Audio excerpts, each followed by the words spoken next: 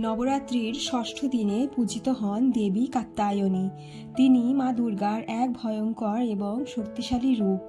মহিষাসুরকে বধ করার জন্য ব্রহ্মা, বিষ্ণু এবং শিবের সম্মিলিত ক্রোধের শক্তি থেকে জন্ম নেন এই দেবী। ঋষি কাত্যায়ন তাকে নিজের কন্যা হিসেবে পাওয়ার জন্য কঠোর তপস্যা করেছিলেন। তাই দেবী দুর্গা ঋষি কাত্যায়নের আশ্রমে জন্মগ্রহণ করেন ও তার নাম হয় কাত্যায়নী।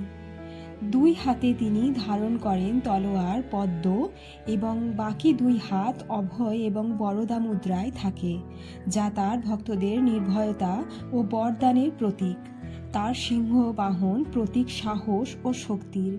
বিশ্বাস করা হয় মা কাত্যায়নীর পূজা করলে জীবনের সব বাধা দূর হয় এবং মনের ইচ্ছা পূরণ হয়। যাদের বিবাহে বিলম্ব হচ্ছে তারা এই দিন মা কাত্যায়নীকে পূজা করেন। মা কাত্যায়নী লাল ফুল ও মধু খুবই প্রিয়। তাই এই নবরাত্রিতে ভক্তিভাবে ডাকো, জয় মা কাত্যায়নী।